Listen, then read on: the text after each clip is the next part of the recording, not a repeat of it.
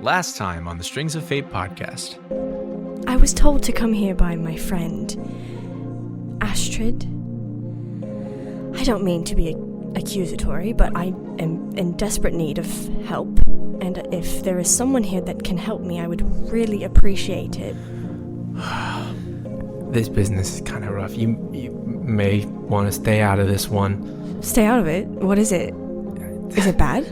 It's some folks that have been coming around the shop recently. I don't know. All you can really make out is that on their face there is this decorated porcelain mask that just sort of stares into the shop. Alright then, you want my training, right? How about this? A little test. You bring whoever that is back to me alive. We'll consider that your first test. If you succeed, I'll train you. If you fail, then I suppose you'll have to look elsewhere for your druid master. As you run up, you see that the vine that you threw out has fully left your body and wrapped around this person as they're on the ground being held down by Auda. You won't mind if I just take off your mask, talk face to face. I'd rather you kill. The mask kind of turned towards you, and from underneath you hear, Ladara?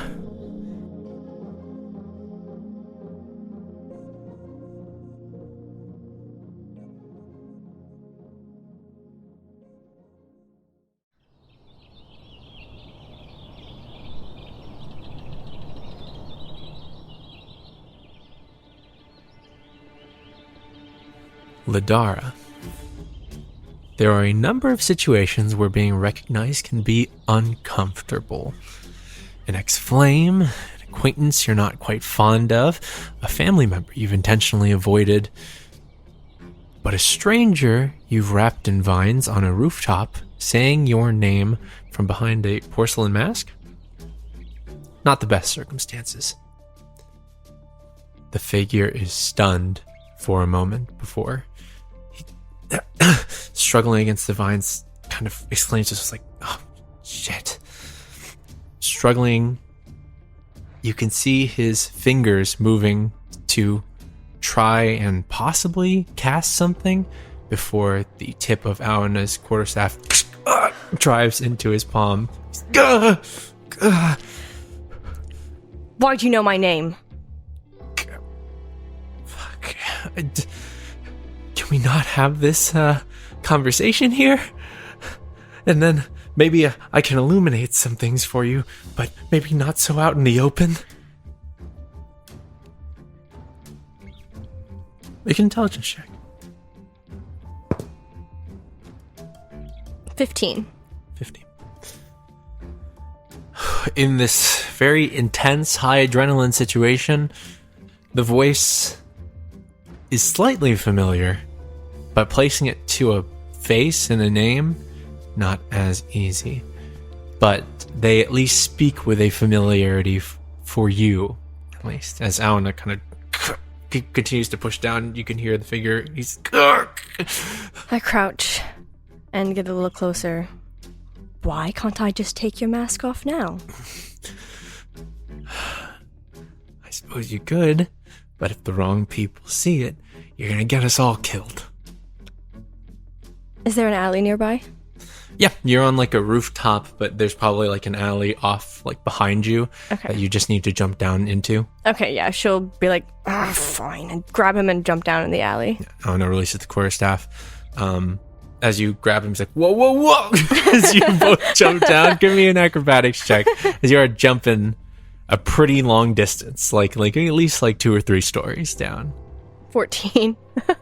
Okay, 14, it's a little bit of a rough landing, but not for you.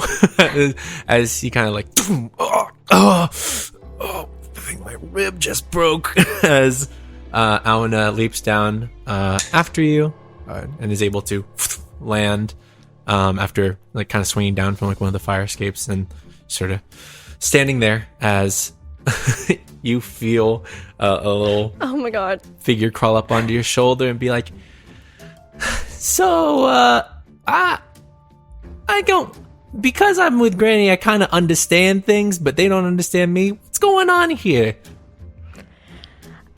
This person knows my name. Chester kind of looks up at you and says, oh, this person's bothering Granny, huh? I guess so. Well, I'll look around and see if there's just see what's going on, so if it's secure or not. Make a perception check. Jesus Christ. It's a 1, but 10, so 20. 10. So 20. Just a perception checker. So a natural 1, but 10 plus 20. Reliable talent. Laura's overpowered. Hey! You kind of take in your surroundings, really quickly looking around, because the implication that this person put out there is that if someone is watching, then this could go wrong. But as far as you can tell, there are no immediate eyes on you. You seem to have kind of gotten down quick enough before you've caused a scene for everyone down below. Okay. I'll take off the mask. You place your hand on the porcelain mask, and you feel it kind of like a buckle on the side that you're able to kind of loose as the porcelain mask falls off. I'm going to start a description. I would like you to finish it for me. Okay. You see that there is like a fiery orange tint to the skin. The hair is like hidden underneath a hood, but you can see it starting to poke out, almost kind of like a slight wildfire.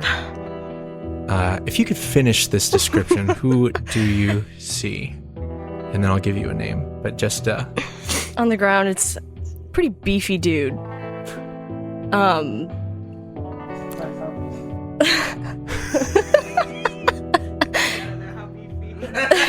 Beef leveled, I would say a good old 8 out of 10. Wow, that's a lot of beef.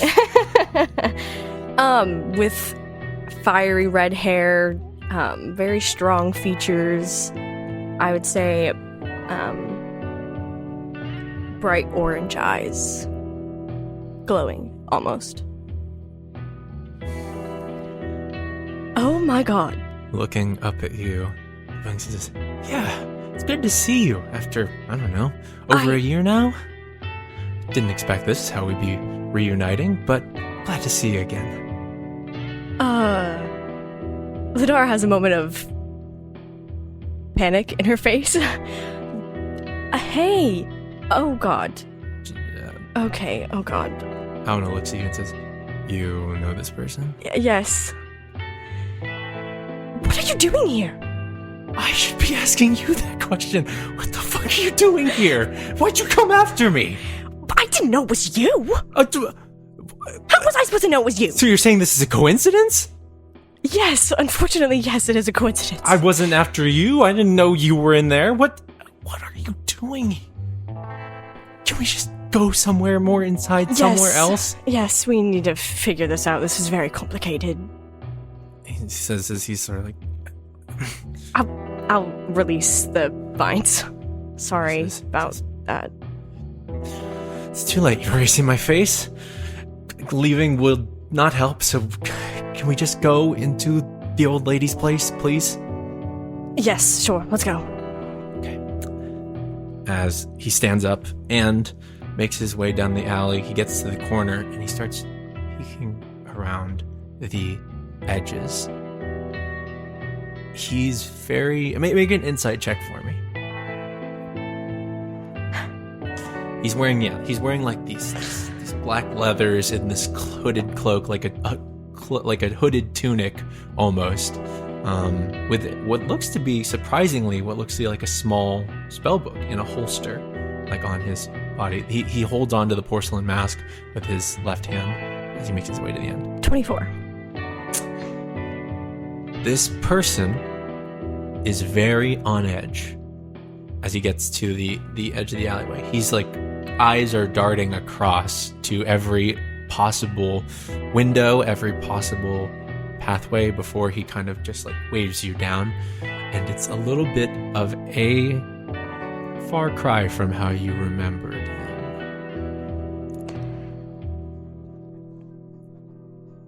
Do you need to put your mask back on? At this point, having the mask on would be worse. We just need to go, okay? Let me just act natural and move quick. I'll cast Pass Without a Trace on the three of us. Go ahead and make stealth checks for me. This is an important role. Okay. I'll make one for Auda. Do I? Never mind. Dumb question. It's plus 10, so. Oh, plus 12. Plus 12. It's plus 20. 10. Plus 10 again for Pass Without a Trace, so 30. So 30. Yeah, no. Because he's saying that you've already kind of passed him and are leading him, and he feels the aura of Pass Without a Trace as you blend into the morning crowd, eventually just slowly pushing your way. You hear the ding of the door of Blondie's botany. As Granny is behind the counter, sort of just looking forward, as, so your first task was a success then. As Felix says, although I didn't expect him to come so willingly. Yeah, about that. It's a long story. Granny, is it alright if we sit down for a second? In the back then, and you, and she says, she points her cane at the fire genasi standing there. I've got my eye on you, Merriman Grant, as he says, not on business, as he makes his way to the back. You all convene in that little back room, that little like studio apartment space, as the tea is now finished and being poured by Joey, who's walking around just kind of pouring you all glasses. As the figure sits down and you are sat across from him with Auda. Auda, sorry, introductions. This is Auda. He's my friend. Pleasure to meet you. There was a time when I think I would have considered her the same. Okay, all right. It's nothing personal. Well, I guess it is. I have a lot to explain. But what are you doing here? What is... Auda looks and says, I don't know if I should have my guard up or... Oh, sorry, Auda. This is James. Pleasure to meet you.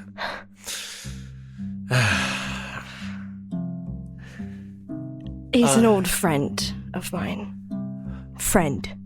Granny sort of like cocks an eyebrow at this and looks at this. Aye, so the plot thickens. I told you it's complicated. You've got friends in the merriment then. The merriment? Yeah, a lot's changed since the last time we saw each other. A lot has changed. And Granny kind of looks and says,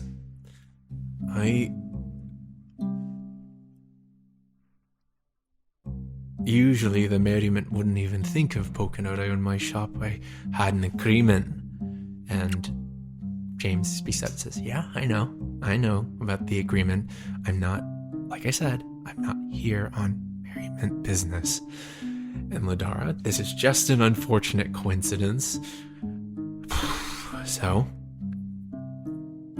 Who else is here?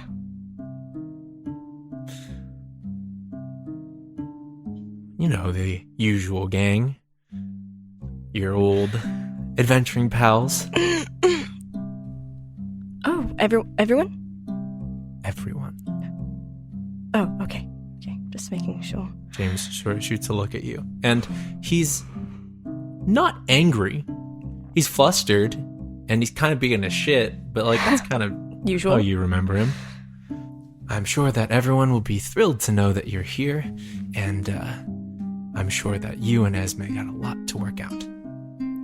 Oh, right. Okay. But, I'm sorry. Okay, I can't really... I can't explain the whole thing to you now.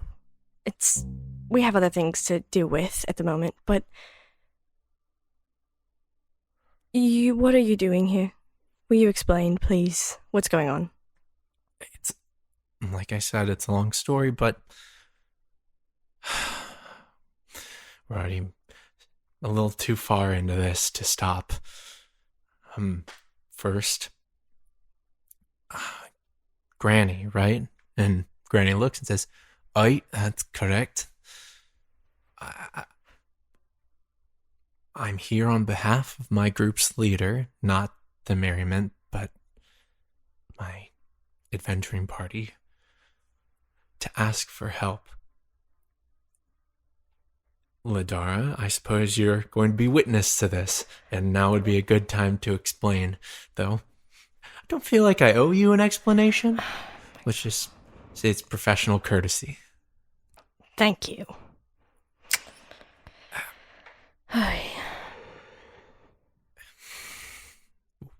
As you've probably heard from Granny, we're part of a much bigger group now called the Merriment.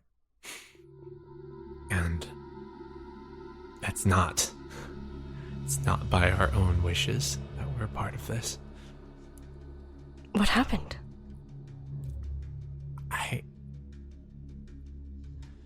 I messed up. And I was going to die.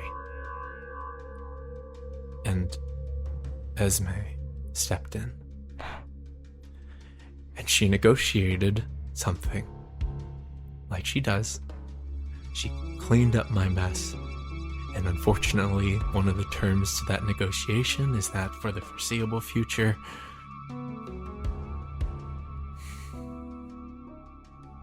he looks down and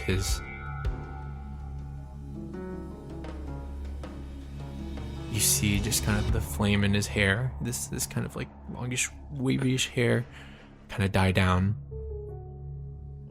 As you've never, for as long as you remember, there was never a moment in your travels with James and his group where he had ever been this sort of distraught. But he looks down and says, anyways, we're still paying for my mess up. And so we're in this. But, and he turns his focus back to Granny, it's my friend. I know you're a doctor. You're a healer. You're someone the Merriman's not supposed to mess with. One of the best healers in Astrid. What happened? Who's hurt? He looks. It's Fenland. They have him studying these moon rocks, and it's killing him. All right, I don't know what it's happening, but oh God. They don't care. He's dying. He's very flustered as he speaks, and he just starts spewing out information. He says, calm down. I don't know what it is. You can see it on his body. It's just as Granny sort of places a hand on his shoulder, says, all right, calm down. As a spell releases from her hand, and James takes a deep breath. And Auda steps back and says, okay. I'm new here. I'm a little confused. Oh God, Fenland. Ladara, if you'd like to inform your new friend here.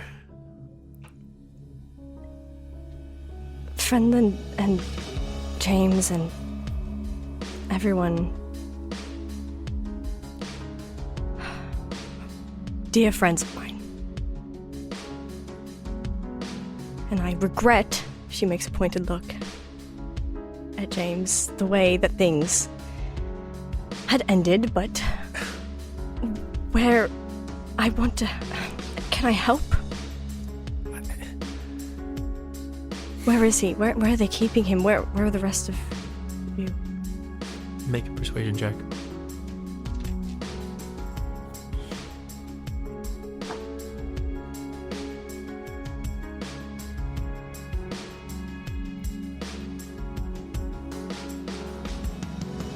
$15.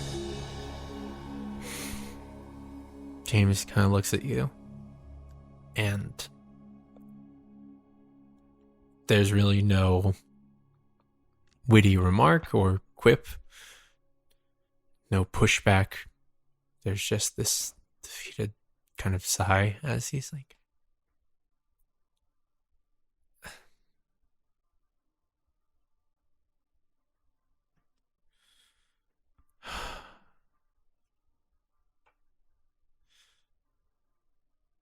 we're staying in one of the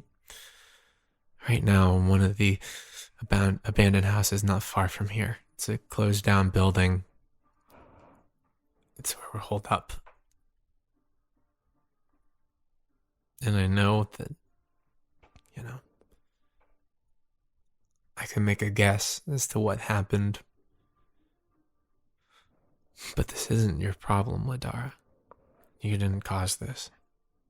It's my problem. You are my friends. After all this time?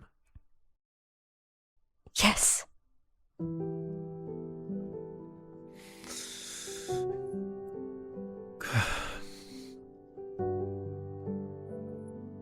Granny looks at James and says, "You realize what you're doing here, right? By coming to me for help. There's a strict agreement that Merriment members can't interfere with my business, but at the same time, it means I can't have any contact with them. And I know I wouldn't be here if I wasn't desperate.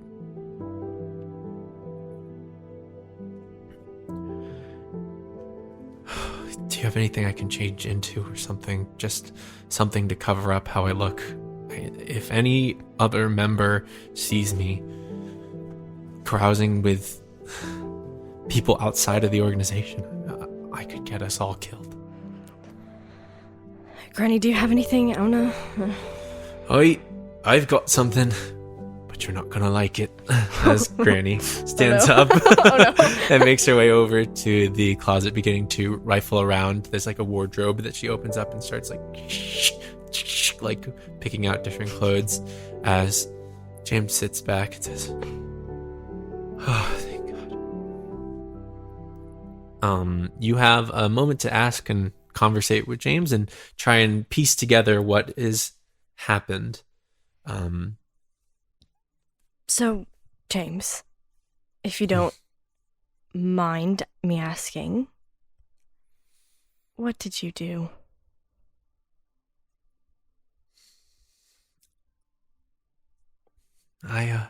You know me. I do, yes. Don't like living in the past and going over the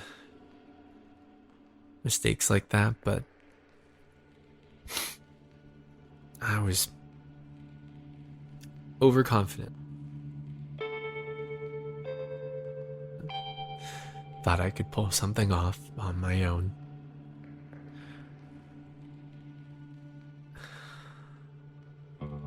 And I was wrong. And I got caught by the wrong people.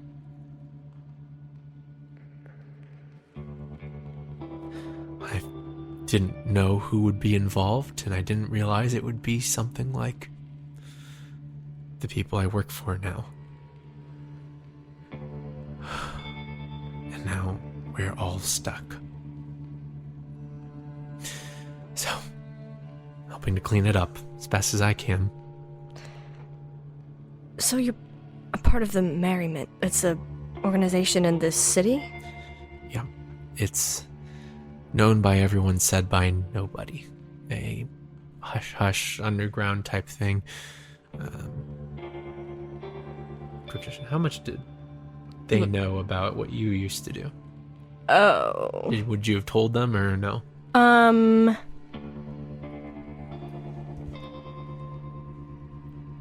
They probably know the gist of it. maybe not the gory details, Yeah. but like they know like the gist. Something kind of like what you used to imply about your past. Listen, I'm not judging, but it's a little bit on that side of things and not on like, I'm not working for a bakery right now. Ah, yes.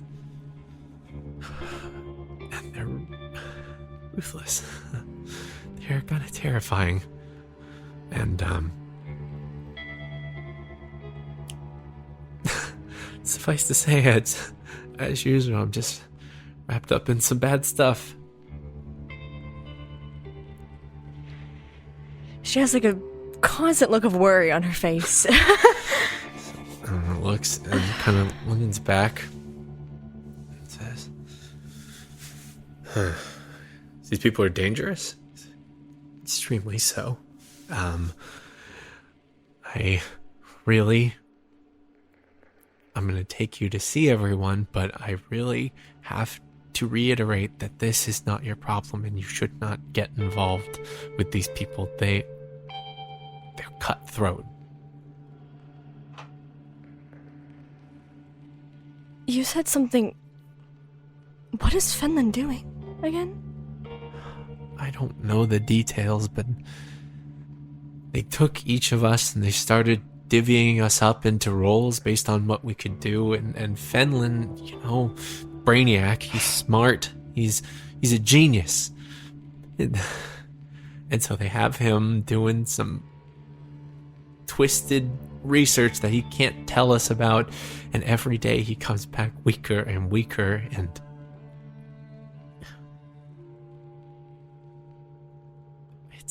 it's easier to explain if you just see him yourself. Right.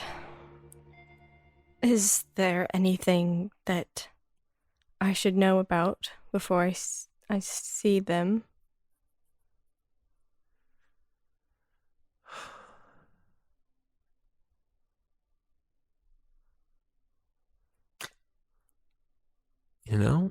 I don't know. At this point, I don't know if Esme's gotten over everything yet, so I'd just be a little sensitive around that subject. I figured. Yeah. Other than that, just keep low and try not to get seen. As Granny comes back with a heavy jacket that has like a gaudy floral pattern all over it. Oh my god. With like a He's gonna look hood great. and mask. Is this? All right, fuck it. As he says, as he goes to the other room, as he basically starts undressing there. Oh, James, please. As he says, he starts putting things back on. He's like, we've all seen each other change before, okay? You don't know Auna. Don't subject him to that. I could, though. He says he Okay. looks at Auna. All right, well. I was like, what does that mean? What does that mean? Nothing. It's just a joke. You're fine. Yeah, gotcha. Yeah. He makes his way out to the front, taking a deep sigh, and comes back smothered in this huge jacket with like sunglasses and like a hood on. He says, Wow. You have never looked better. Literally have fire in my blood, and I'm too warm right now. You look great. Thank you. She's being a little sarcastic, but yeah, you can tell. As he says, all right then, shall we? yes, we shall. Auna stands up. Chester gets on your shoulder and says, fresh air. This is the most I've been outside in so long. Living a pampered rat's life. Just doesn't cut it anymore. As he gets on your shoulder. And Granny kind of puts her hood up and says, howdy, Joey. Watch the shop. If someone comes in, just make them buy a bouquet and tell them to leave in whatever way you can. And Joey kind of salutes and goes, and then you make your way out the back, and Granny kind of locks up the store as your group begins to sneak through the streets. And now, Pass Without Trace is an hour long, right? Mm-hmm. Okay. Go ahead and give me another stealth check. This is a group check, and it is very important. It's not good because Okay. I'll say, God, it sucks. It would have to be Auna. Auna rolled a 1. Granny rolled pretty high, Okay, good for Granny. and James rolled pretty low. So what did you get? Well, I think it'll be fine. 19 plus 12 plus 10. Okay. Jesus Christ. 31. What? 41. Is it 41? Jesus Christ. So yeah, that covers it for a lot of people. Sure, that covers up Auna's natural 1, and that's no, yeah, that is a success for the group. Jesus. As you all make your way through the streets, Auna is still kind of confused about this entire situation as he's making his way with you, and he tries to kind of catch up to you and says, Okay. so traveling with these people, what do you mean by that? Like, A while ago, a long time ago, before I even met Azrim or anything, I was in a city and I met them. I ended up hanging around them for a while. okay. Oh, these are people we can trust? I haven't seen them in a while. I don't know how much they care for me, but they're not bad people. They're very kind. What did you do? Did you steal from them? Did you rob No, them? no, nothing like that. It was personal things, but... And James kind of walks up beside you. You can say that. Okay. As he's All right. kind of making his way. Keep it to yourself, James. Yeah, well, You don't know anything, okay? I can infer. All right. As he kind of makes his way forward. Auna looks on. It's like, okay, Anyways. fair. And so they're not going to try to kill you when they see you. What? I don't think it's I like don't- that, right? Right? They're not... She wouldn't... Right? You're the one who knows exactly what happened. I mean, how bad was it? It was pretty bad. Oh, It's... she's not the type to kill people on sight, but We'll just see what happens. She's like actually pretty nervous. Pretty panicked. For once, she doesn't seem like she has it together for a little bit. She's a little anxious. a little anxious. Sure. You make your way through the streets, keeping a low profile, blending in with the crowds when you can without being too conspicuous. James is nervous the entire time. His eyes are darting back and forth. He's just fidgeting to himself, but eventually he's like, okay, make it right here, and then left, and then brings you upon like one of these apartment type buildings, like a small no, not apartment type, sorry, probably like almost like a townhouse almost, that's in one of the back streets, that's got like boarded up fences and gates, untamed lawn that just climbs and climbs the fence work and all across, and then like this sort of ramshackle housing there that James kind of pulls a fence plank upward to kind of indicate to crawl under. And as you all crawl into the space, kind of he looks around and is like, so nice of you to roll out the red carpet for us. Pleasant entry. You should take care of all of this. You're going to decrease your property value. And James is like, we're not really worried about that, but I'm so glad to get that advice. So he says, just saying, as you all make your way up to the window, which you kind of Jimmy's open, begin to make your way through, and James kind of calls out and says, it's me. I brought, looks at you, friends. God. You enter into like this dusty living room / foyer, and you can hear voices kind of whispering to each other a little further down past this a little further into another room that's I think probably upstairs at this point. You hear voices whispering down, and you hear like a smaller voice just kind of speak up as she's like, James? Okay, we're all clear up here. Come on up. as James looks and says, "You think you're ready for this? Honestly, You've been preparing your apology?" I wasn't expecting to have to do it this soon. Or ever. Let's be real. Yeah, maybe that one. Well, everyone's in a bit of a shit mood, so sorry if the reunion doesn't go as you planned. I wasn't expecting anything pleasant anyway, so... Well, welcome to the HQ of the Riders of Fate, he says as he looks at you all. The what? That's where we'll take a break.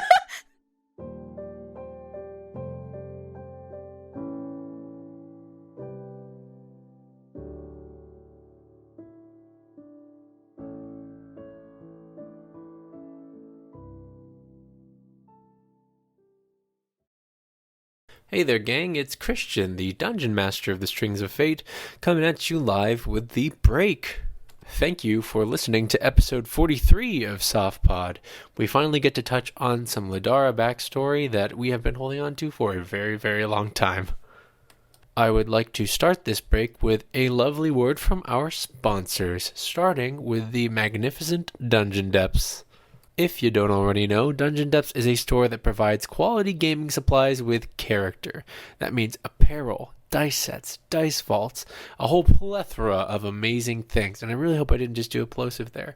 I keep saying P words. Anyways, Dungeon Depths has been an amazing supporter of the show, quite literally since the podcast was formed, and we are always happy to be partnered with them. But they also have a very special announcement as we go into another Dungeon Depths giveaway. This is a big one, folks, as we are partnering with Dungeon Depths to give away a beautiful handmade set of Moonlighters dice. That's right, these dice are in a beautiful gradient using the Moonlighters color palette. You can go to our social media, go check them out right now. They are absolutely wonderful. They are just gorgeous. Dungeon Depths has quite literally given us the moon and the stars and the galaxy, and they have made them rollable and beautiful. So, like I said, go check out our social media and their social media to go figure out how you can enter to win this beautiful, beautiful dice set. But wait, you may ask, I want Dungeon Depths dice sooner. Where can I find such amazing dice? Hark! Look no further, young traveler, for you must delve into the dungeons at shopdungeondepths.com tomorrow, specifically at 2 p.m. when there is a dice restock, as well as an opening of commission slots for custom dice. But wait! 2 p.m. Eastern Standard Time, that's 30 minutes too late for me, you may ask. Well, do I have good news for you? If you are a subscriber to the SoftPod Patreon, you will receive a special access code at 1:30 p.m. to beat the crowd by 30 minutes. That includes the ability to go ahead and peruse the dice store, as well as to perhaps claim a commission slot for yourself. Olivia's dice are always amazingly made, and their commission slots fill up quickly, as well as these dice restocks go by fast, because we have a whole community of amazing softies that really, really love Dungeon Depths dice. And if you use the code SOFTPOD at checkout, SOFPOD, you can get 10% off of your order. So thank you, Dungeon Depths, and good luck to you, weary traveler. May you find your perfect set of dice in the dungeon. Moving on, this show is also part of the Roll20 Spotlight. Roll20 is programmed to highlight TTRPG creators in the community. Thank you, Roll20. You can check them out at roll20.net. I'd like to take a moment to thank our honorary Bard patrons on Patreon.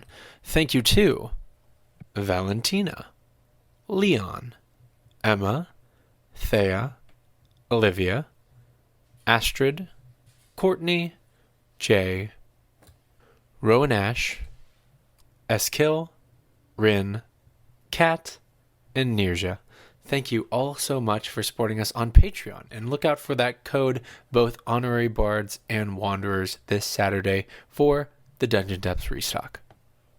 Hey, if you didn't know, we actually have a community Discord. In fact, there are probably a good amount of people watching this episode all together in that community Discord right now. Come join us by following the link tree in the description down below. Join us for the live watch or just show us your reactions and show spoilers. It is a huge joy to us to just interact with the community through the Discord. We also have an amazing modding team. Thank you so much for investing in the community and being just a positive force at all times.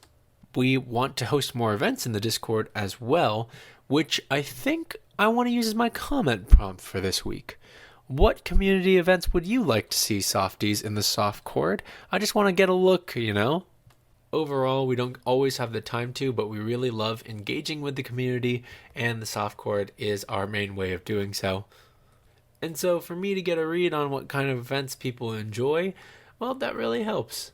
So please like the video, rate the podcast on your podcast listening app, whichever one you're using, and subscribe to the channel. It very much helps. Anyways, I think that is all for me, and my cat just knocked something over. So, bye! So, making your way up these creaky wooden stairs up to the second floor of this kind of small and dilapidated house. The group is making their way.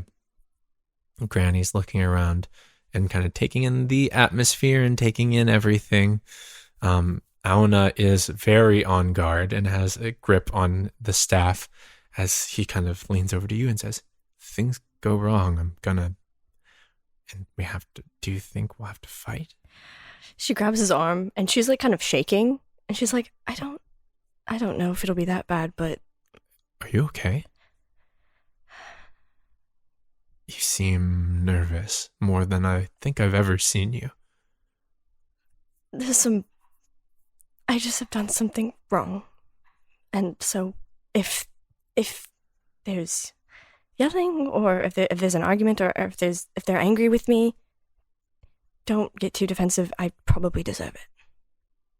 Okay. It's worrying. Well, I will, He says as he kind of goes, has a quizzical look on his face, and he wonders, what could be so wrong?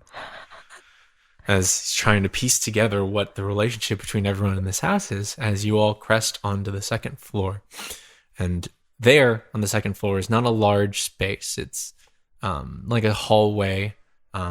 James leads you down to a door that's like half creaked open, and you just kind of coming in with company. And you see in this room a large kind of like rotted mattress that is on top of like a broken bed frame at this point. Like it's just kind of like the legs have been just creaked under, so now it's just on the floor basically, with all this old wood furniture that is just rotted and covered in cobwebs and things like that. In the bed, you can see a half-elf man, darker skin, like white hair. If you'd like to add anything else to the description, please let me know. Let me see. That's basically it.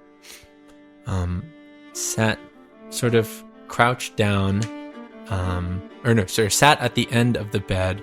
You see sort of a human woman. She's kind of small and a little mousy almost. She kind of sits there just looking on worriedly at the man that's lying down in the bed. And then crouched down at the man's side. If you could describe her for me, please. Sure. She's quite tall, but since she's crouching, you can't really tell. She has very long, dark hair, tan skin, very beautiful, and bright blue eyes. She is crouched down with like a wet cloth that she uses to dab at Fenlin's forehead, who is like chills are racking his body. And as you all enter, you hear her sort of speak up. Any accent you would prefer? I'll let you choose. I'll do my best. Just not Australian. I can't do an Australian accent. So I think something like, that man, you've heard of him, Geronimo? Oh my god. She's like, oh my god, hey. What a nightmare. No. I don't have anything in particular. Okay. Maybe more English? More English. All right. Sure. We'll go with that. She sort of looks up and says, how to differentiate her from every other English accent. Sorry. How'd it go? Were you able to... She looks up, and her eyes lock with yours. And they are just as beautiful as they were all that time ago. James says, surprise! The tension in this room is palpable as everyone freezes.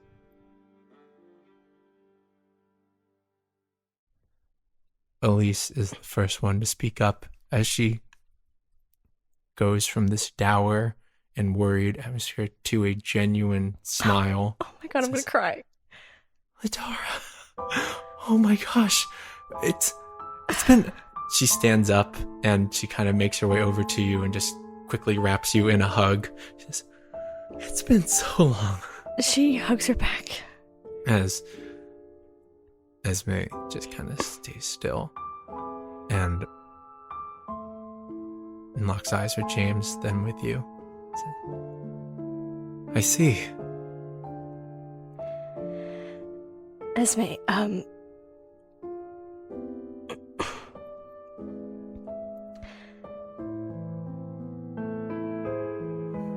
Hi? Over a year since I last hear from you. I know. There are more pressing things to worry about.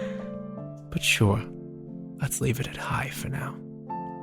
Esme, if we can... Did you find the doctor, James? And James says, oh, ouch. I sure did.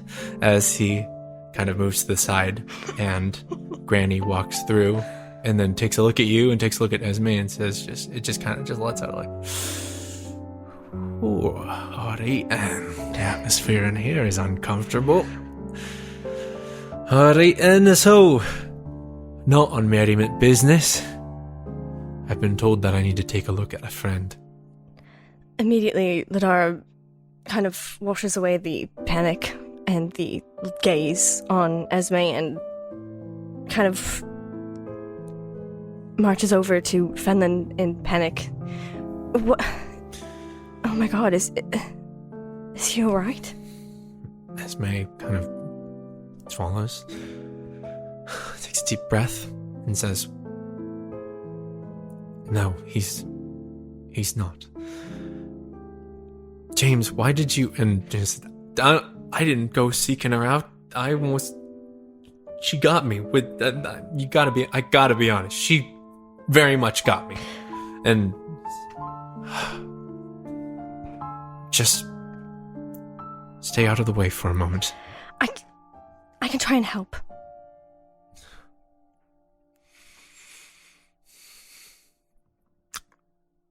I know you don't want my help. You're right about that. But I suppose we're running out of options. As she looks and says, Doctor, and the Granny sort of stops and just like, Granny's fine. Granny, there's... My companion here, he's been exposed to the fractured mother.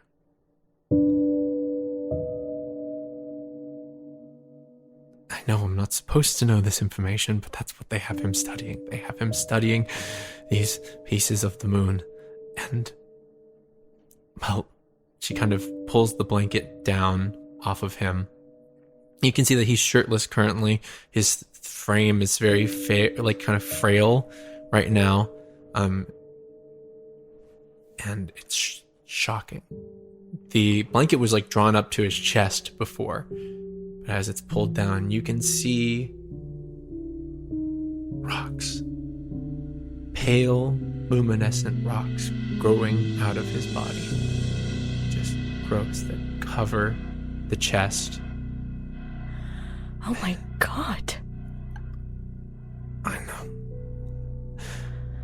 They have him studying, and the effects that it's having on him.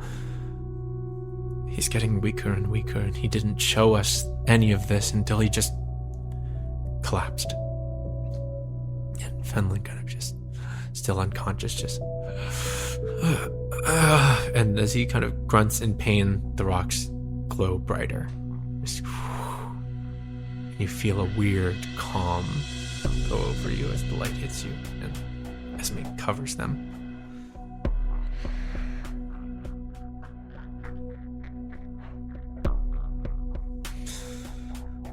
Granny looks on and says, "Wait, this is serious then?" She says. She sits down.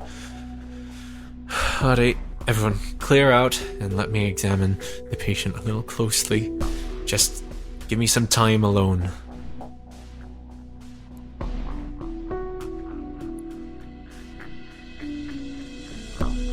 Alright, let's go. And Ladar leaves first. Ladar leaves first, and Auna's like, "I'm Auna, by the way." He just kind of walks away. Sorry, Auda. And Esme just kind of like cocks an eyebrow. Yeah, Esme just kind of cocks an eyebrow and is like, and follows you all outward. And as you are walking away and wheeling, you can hear like heavy footsteps following after you before whirling and just kind of like this, hand on the wall. You're like, she's much taller than you. She says, "Stop. Esme, I can explain. This is not about what happened between us. Don't get involved with this. It's dangerous. All right. And it's like not, that's ever stopped me before. It's not your problem." He is my friend. And I might know people that can help. I do have other friends now. Be that. I'm sure you found another group that you can... She says as she contains her words, as James and Auna are both... Like, Auna already has his, like, staff at the ready, and James just kind of, like, has a hand on, like, his spell book, looking at Auna, and Elise is like, "What's..." And Esme looks and just kind of swallows whatever she was about to say. Says, "Be that as it may, this is for your own safety. All right? I'm willing to put aside everything. I don't want you involved in this." Honestly, it might be a little too late for that. She pulls her arm back. Stubborn as always. If I could just talk to you for a moment. Make a persuasion check.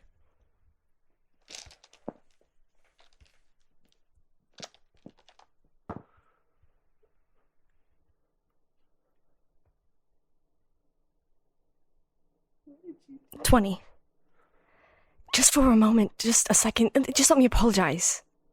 Please. Esme shoots a glance at the rest of her party and Auda. One moment. Everyone go downstairs. We'll meet you shortly.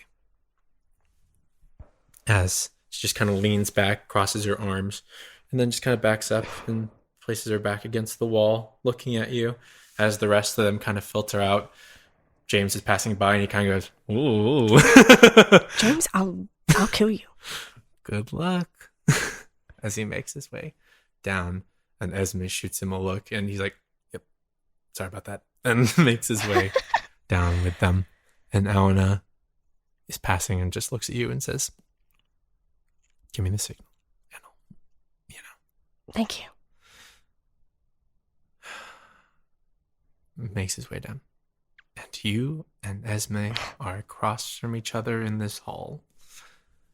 She is just staring at you. Well, let's hear it then. She kind of starts pacing, just not very long strides, just trying to work up what she should say in this moment. Okay, well, I guess starting off, I am incredibly sorry, and I know that doesn't make up for anything that I did, but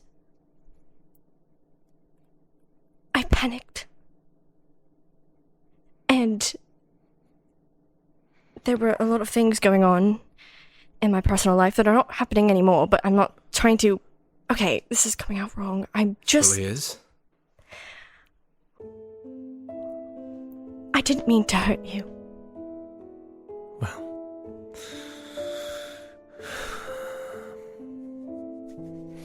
you have to understand that I was in a really bad place. But that doesn't mean that I didn't...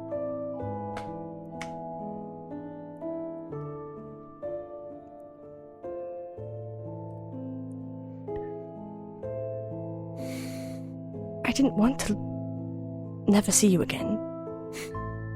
I didn't. I suppose that makes it all better then, that you didn't mean to hurt me, and that you wanted to see me again. Ladara, she kind of grips like the fabric on her pants for a second and just kind of stands straight up and says, Ladara, if I'm being honest, I'm over it. It was one night, and it was a mistake. She kind of, like, stops breathing for a moment. Oh. I realized that in the moment, our feelings weren't the same. That's not true. It's not. I meant what I felt. You could have fooled me, she says as she stands up. Listen, I appreciate the apology.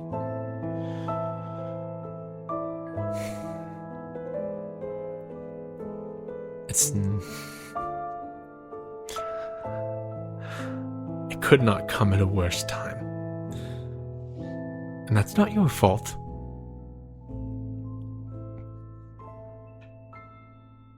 I didn't mean to run into James, and I didn't mean to come here. I didn't come here to make you angry.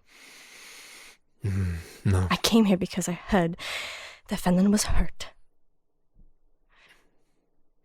And I don't want you to hate me.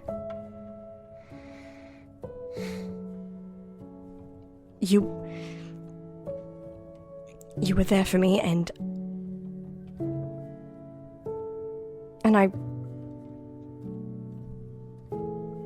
I'm sorry. I know it's not going to mean anything, but...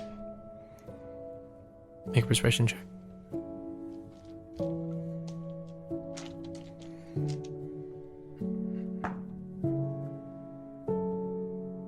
$18.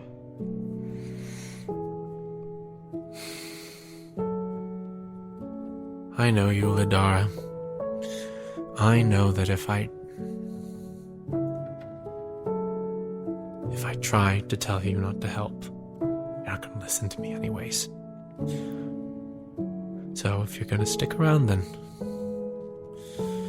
At least make yourself useful. As she turns and makes her way down the stairs, and she says, apology accepted.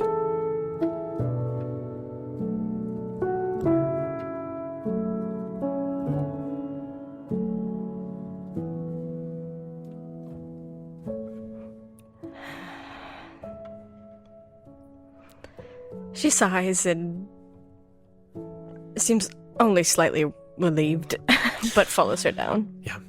There's still a lot of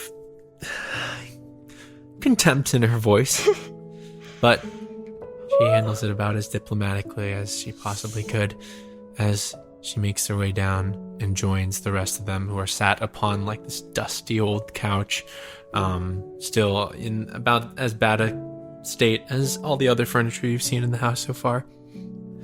Auda is stood up in like a corner off to the side. Elise and James sit across from each other. Elise on like a old armchair, or no, sorry, not an armchair, like a kitchen chair that's been pulled into here.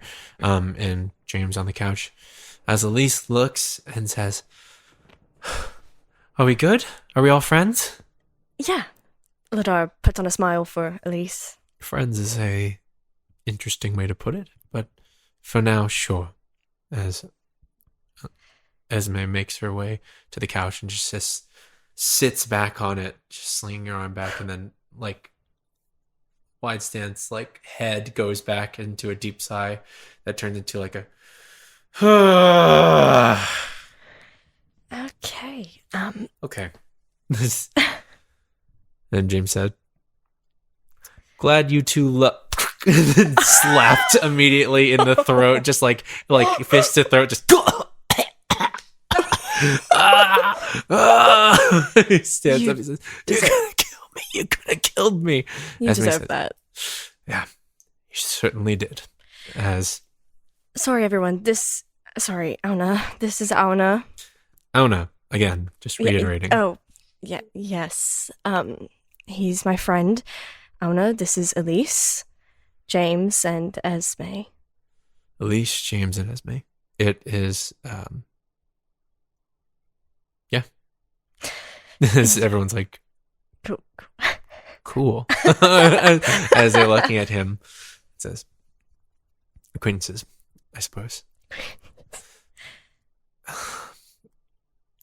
Is this who you're running around with these days, or? Yes, him and his brother and a couple other friends, and, you know, we have a crew, I guess, going on. Oh, it's good to hear. I didn't know you're up and running, doing good. Yeah, well, doing the best that we can. There's been a lot of trouble along the way, but... You don't say. Well, wish we could report that it's all sunshine and rainbows over here too, but yeah, things haven't been going the best. How did you all get here? James kind of explained a little bit, but what's going on? What? It was just bad luck.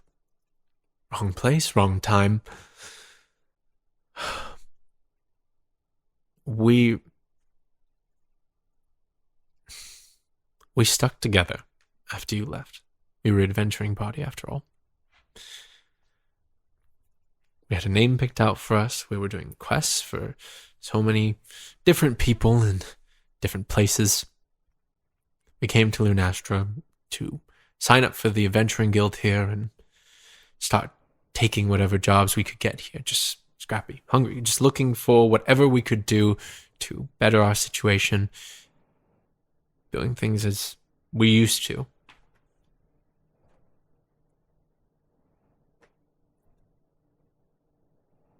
A job came in that was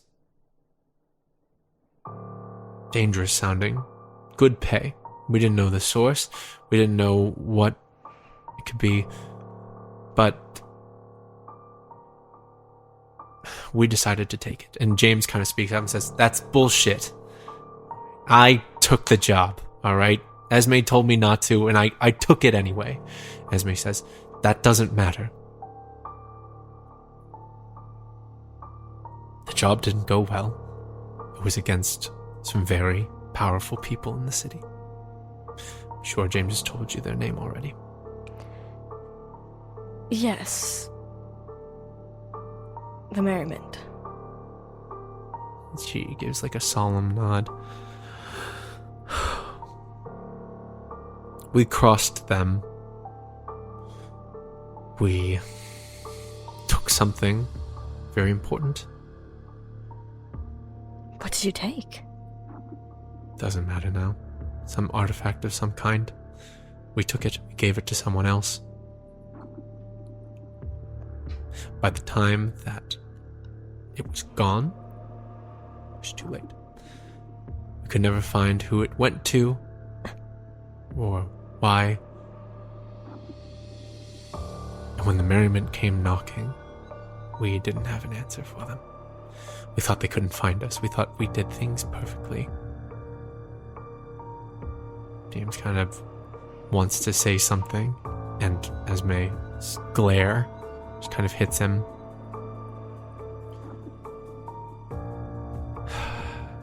Flash forward a bit, and we're all beaten.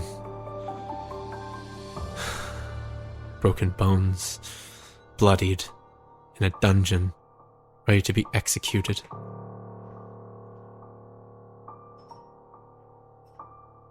And I did what I do best. I negotiated our way out. Now, for the next however long. They say decade, but I don't think we'll make it that far. Decade? We are bound to work for the Merriment as one of their contracted adventuring groups. Oh, there has to be a way out of that. A legal route? No. No. Leaving the city? Not possible. The Merriment.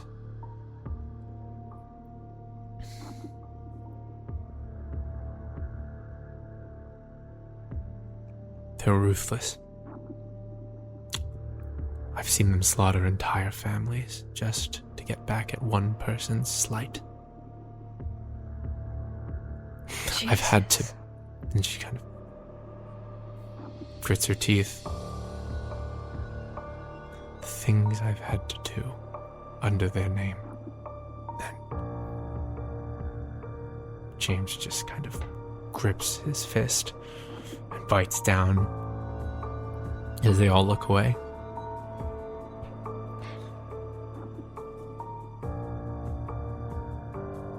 I'm sorry to say, Lidar, we're not the plucky adventuring group that you remember.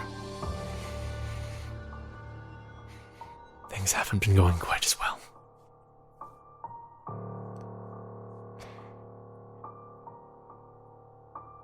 So the Merriment. This organization. Why does every city have an organization that's fucking so disgustingly evil? Anyways.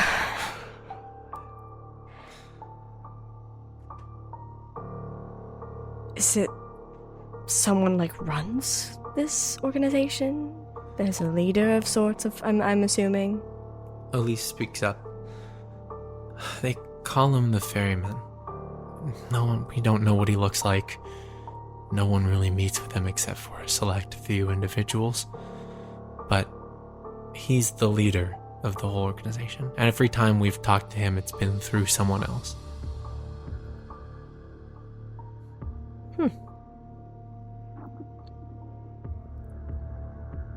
This artifact that you stole.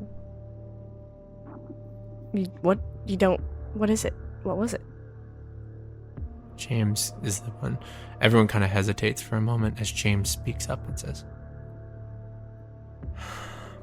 probably the same thing that's killing Fenlon. Ah. It was a long time ago. It was a tough job. I didn't get a good look at it, but it's bigger than any of the moon dust that's moved throughout the underworld. Huh, really? James sits back and says, apparently it was valuable. Apparently I wasn't supposed to leave the city. And the person I sold it to couldn't find him again. Who was it? Do you know what they look like? No. Didn't give me a name.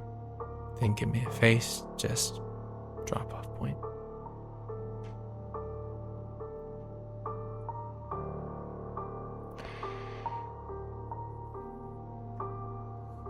So, this research that Fenland's been doing obviously isn't just reading books. Esme speaks up. We're technically not supposed to know about it, but the trade of... I don't know if you know, but at the center of the city, there is a fallen piece of people believed to be the moon. So I've heard. And the trade of these pieces has recently become, just within the last year, very, very lucrative and important to the business of the Merriment.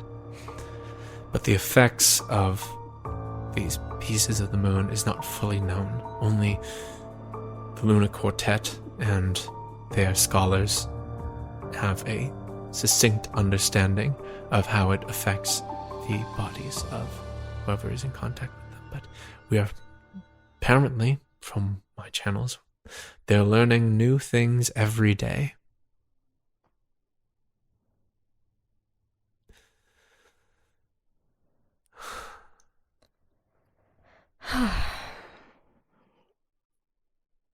This is very complicated. Yeah.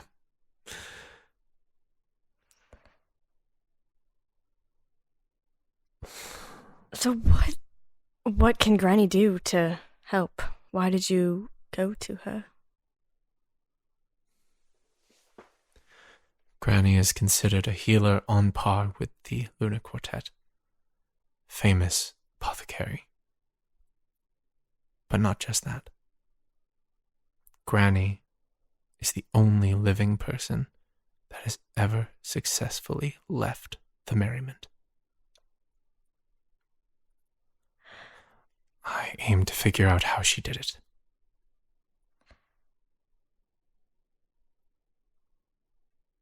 Wow. That's incredible. All right. She kind of slumps back into her seat. What time is it right now? Morning bell rung about an hour and a half ago at this point. Perhaps 9:30.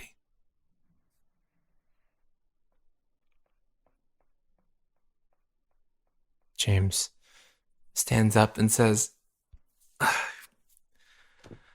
okay, come on, dour moods, let's get up, let's get energy. We brought Granny here. That's the important part, all right? We got everything figured out. Now, all we need to do is...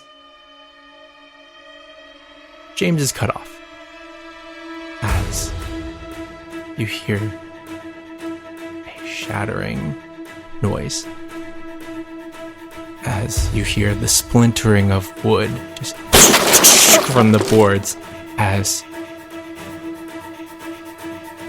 7 magic missiles hit James, doing 7d4 plus 7 damage. Excuse me? Oh, James. Let me roll the damage for him real quick. No. James takes 25 points of damage as he hits the ground, and as we've been found. Down!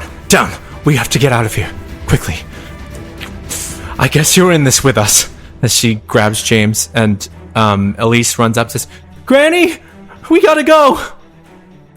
As Auda leaps to action, and You are not sure who is on the outside of these walls firing inward, but wood begins to splinter as spells are being cast into the house. And that's where we'll end.